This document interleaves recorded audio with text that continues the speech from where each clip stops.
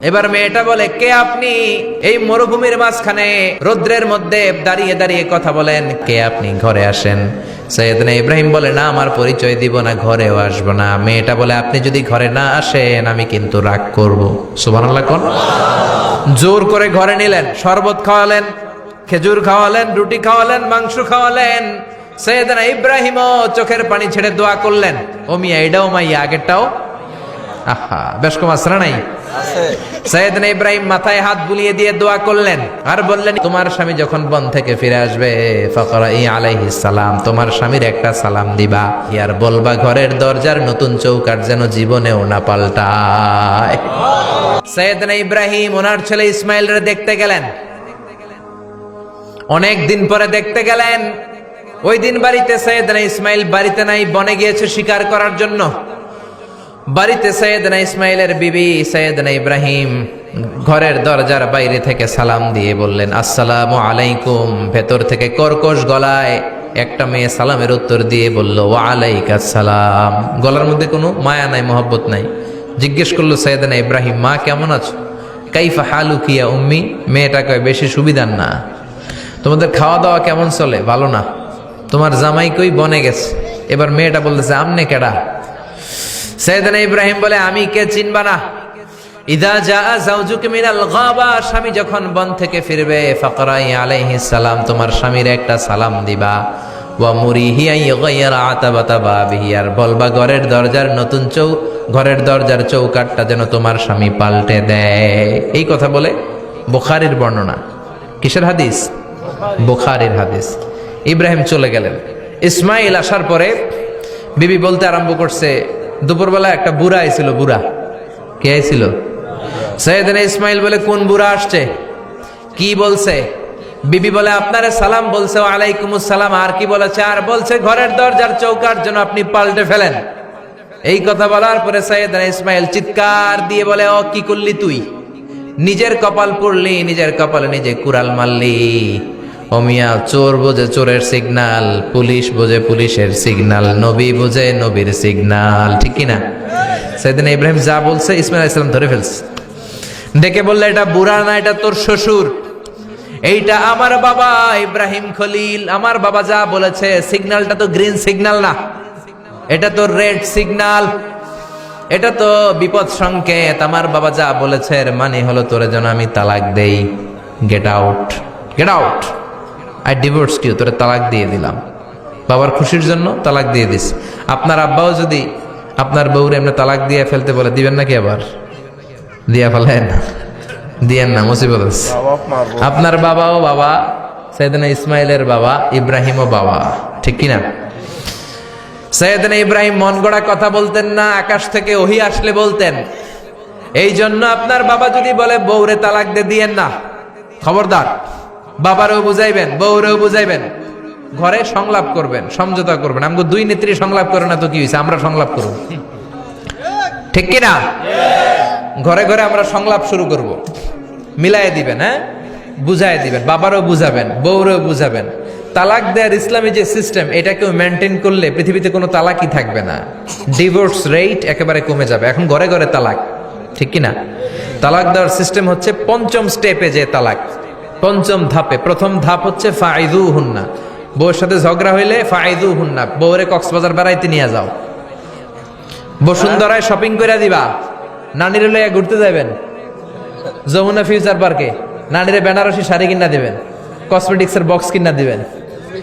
এই জন্য বললো ফাইদুহুন্না। বেপরদায় চললে ওয়াজ করবেন, নসিহত করবেন। এই জন্য বউয়ের সাথে যদি ঝগড়া হয় তালাক না, ইসলাম প্রথমে বলছে ফাইদুহুন্না, ওয়াজ করেন, বুঝান, ঘুরতে নিয়ে যান, শাড়ি কিনে দেন। এতেও যদি লাভ না হয়, ওয়াহজুরুহুন্না ফিল মাদাজি, বিছানা আলাদা করেন। বউ থাকবে এক ঘরে, আপনি থাকবেন আরেক ঘরে। হয়তো এই বিচ্ছেদের কারণে ভুল বোঝাবুঝি ভেঙে যাবে, স্ত্রী ফিরে আসবে, ঠিক কিনা? এতেও কাজ হয় না। তারপরে আল্লাহ বললেন ওয়াদ্রিবুহুন্না, এবার একটু শাসন করেন। ঘুরতে নিলেন, কাজ হয় না। শাড়ি কিনা দিলেন, কাজ হয় না। রোম আলাদা করলেন, এরপরও কাজ হয় না। এরপর ওয়াদ্রিবুহুন্না, শাসন করেন। অনেকে এটার অর্থ করে বউরে পিটাও না, পিটানো না। বিশ্বনবী কোনোদিন বউয়ের গায়ে হাত দেয় নাই, ঠিক কিনা? এই ওয়াদ্রিবুহুন্নার শাব্দিক অর্থ হলো পিটাও, কিন্তু পারিভাষিক অর্থ হলো স্ত্রীকে একটু শাসন করো। মুফাসসিররা এই আয়াতের তাফসীর করতে যে হয়রান হয়ে গেছে। অনেকে বলছে ছোট্ট কাঠি দিয়ে পিটাও, আর বলে এই কথা শোনো না কেন, দুইটা বাচ্চা হয়ে গেছে, 3টা সন্তান হয়েছে, এখন সংসার ভাঙতে চাও কেন? অনেক মুফাসসির বলে মেসওয়াক দিয়ে বাড়ি মারো আস্তে আস্তে। অনেক মুফাসসির কয় কোল বালিশ দিয়ে পিটাও যাতে হাত পা না ভাঙে। ঠিক কি না? ওয়াদরিবুহুন্না, শাসন করো, শাসনও যখন কাজ হয় না, তারপরে আল্লাহ বললেন ফাবাআসু হাকামাম মিন আহলিহি হাকামাম মিন আহলিহা, উভয় পক্ষের মুরব্বীরা বসবে, মিলায় দেওয়ার চেষ্টা করবে। এত কাজ হয় না, 4টা স্টেপ শেষ, 5ম স্টেপে তালাক।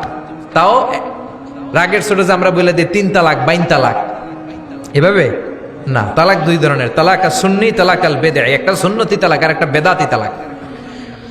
বেদাতি তালাক দেয়া যাবে না, সুন্নতি তালাক দিবেন।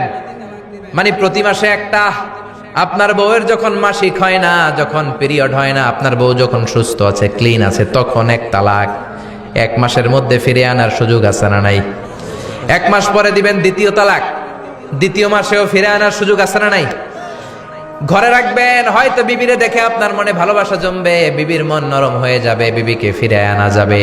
3য় মাসে 3 তালাক যখন দিবেন, আর ফিরে আনার সুযোগ নাই। এটাকে বলে আত-তালাক আল বাঈন আল বাইনুনা। এরপরে আর ফিরে আনার সুযোগ নাই। এই প্রসিডিউর গুলো যদি মেনটেন করেন, তালাক হবে? তালাক হওয়ার সুযোগ আছে? এজন্য এগুলো মেনটেন করে তালাক দিবেন, ডিভোর্স রেট কমে যাবে। ওমরে ফারুকের জামানায় এক লোক তার স্ত্রীকে 100 তালাক দিছে। কয় তালাক? এরকম ডাকাত বাংলাদেশও আছে না নাই? 100 তালাক দিছে। এখন ওয়াইফ যে ওমরে ফারুককে বিচার দিছে, ওমরে ফারুক বলল তোমার হাজবেন্ডকে ডেকে আনো। ডেকে আনা হলো, কিরে কয় তালাক দিছস? কয় 100 তালাক। দিবি 3 তালাক, 100 তালাক দিছস কেন? কয় মেজাজ গরম আছিল। ওমরে ফারুক বলে ঠিক আছে, বিচার হলো 3 তালাকে তোর বউ তালাক, বাকি 97 তালাক এখন তোর পিঠে পড়বে। সুবহানাল্লাহ পড়েন। এরকম যদি মাইট দেওয়া যেত জায়গা মতো, সব তালাক বন্ধ হয়ে যেত। চিল্লায় বলেন ঠিক কি না? এজন্য আপনার বাবা যদি বলে ও বাবা তোর বউরে তালাক দে, তালাক দিবেন না, বুঝাবেন। বাবারেও বুঝান, বউরেও বুঝান, বরকত দিবে কে? সাইয়েদনা ইব্রাহিম বললেন ঘরের দরজার চৌকাঠ পাল্টে ফেলো। মনে আছে ঘটনা? না ভুলে গেছেন বোধহয়? তালাক দিয়ে দিলেন বিবিকে। নতুন সংসার শুরু হলো, আরেকটা বংশীয় নেককার মেয়েকে বিয়ে করলেন। 3 বছর পর সাইয়েদনা ইব্রাহিম আবার বেড়াতে আসলেন। আজকেও সাইয়েদনা ইসমাইল বাসায় নাই। সাইয়েদনা ইব্রাহিম সালাম দিলেন, আসসালামু আলাইক। এবার জাদুমাখা কণ্ঠে, কুকিল কণ্ঠে, মোলায়েম কণ্ঠের একটা মেয়ে ঘরের ভেতর থেকে বলে ওয়ালাইকুমুস সালাম। ওয়ালাইকুমুস সালাম। সাইয়েদনা ইব্রাহিম বললেন কাইফা হালুকি ইয়া উম্মি, মা কেমন আছো বলো বলো। মেয়েটা বলে আলহামদুলিল্লাহি আলা কুল্লি হাল, সব অবস্থায় আলহামদুলিল্লাহ। সুবহানাল্লাহ পড়েন। সংসার কেমন চলে? কয় খুব ভালো। খাওয়া দাওয়ার অবস্থা কি? কয় আরো ভালো। এবার মেয়েটা বলে কে আপনি? এই মরুভূমির মাঝখানে রৌদ্রের মধ্যে দাঁড়িয়ে দাঁড়িয়ে কথা বলেন, কেউ তো কোনোদিন আমাদের খোঁজ নিতে আসে না, কে আপনি? ঘরে আসেন। সাইয়েদনা ইব্রাহিম বলে না, আমার পরিচয় দিব না, ঘরেও আসবো না। মেয়েটা বলে আপনি যদি ঘরে না আসেন আমি কিন্তু রাগ করব। সুবহানাল্লাহ কোন। জোর করে ঘরে নিলেন, শরবত খাওয়ালেন, খেজুর খাওয়ালেন, রুটি খাওয়ালেন, মাংস খাওয়ালেন। সাইয়েদনা ইব্রাহিমও চোখের পানি ছেড়ে দোয়া করলেন, ও মিয়া এটাও মাইয়া আগেরটাও। আহা, বেশ কম আছে না নাই? সাইয়েদনা ইব্রাহিম মাথায় হাত বুলিয়ে দিয়ে দোয়া করলেন আর বললেন ইযা জাআ যাওজুক মিনাল গাবা, তোমার স্বামী যখন বন থেকে ফিরে আসবে, ফাকরাই আলাইহিস সালাম, তোমার স্বামীর একটা সালাম দিবা। ওয়া মুরিহি আন ইউসবিতা আতাবাতা বাবিহি, আর বলবা ঘরের দরজার নতুন চৌকাঠ যেন জীবনেও না পাল্টায়। চলে গেলেন। ইসমাইল আসলেন। বিবি বলল নুরানি চেহারার এক আল্লাহর ওলির মতো মুরব্বী লোক আসছিল। মুরব্বী আসছে শুনে ইসমাইল তো ভয় পেয়ে গেলেন। কিরে, আগে তো একটা ঘটনা ঘটছে, ঠিক কিনা? কেমন আচরণ করেছিস বল।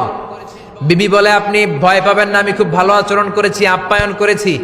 তিনিও খুশি হয়ে আমার মাথায় হাত বুলিয়ে দোয়া করে দিয়েছেন আর বলেছেন ঘরের দরজার নতুন চৌকাঠ যেন জীবনেও আপনি না পাল্টান। সুবহানাল্লাহ। সাইয়েদনা ইসমাইল বিবিকে জড়িয়ে ধরলেন। বিবিকে জড়িয়ে ধরে বললেন ও বিবি, তুই তো পরীক্ষায় গোল্ডেন এ প্লাস। কি এ প্লাস? যেই মুরব্বী লোকটা এসেছিল সাধারণ কোনো মানুষ নয়, তোমার শ্বশুর আমার বাবা ইব্রাহিম খালিল। আমার বাবা যেই কথা বলে গিয়েছেন, যে ইঙ্গিত দিয়েছেন, এটা তো গ্রিন সিগন্যাল। আমার বাবা বলেছেন তোমার যেন কোনোদিন তালাক না দেই, তোমার যেন ছেড়ে না দেই। এই যে তোমার হাতটা দুনিয়ার বুকে ধরলাম, জান্নাতে যেন তোমার হাত ধরে এই দুজনে জান্নাতে ঢুকে যায়। এজন্য বাবা মায়ের দোয়ার দরকার আছে না নাই? মায়ের দোয়ার চেয়ে বড় দোয়া আছে নাকি? জোরে বলেন।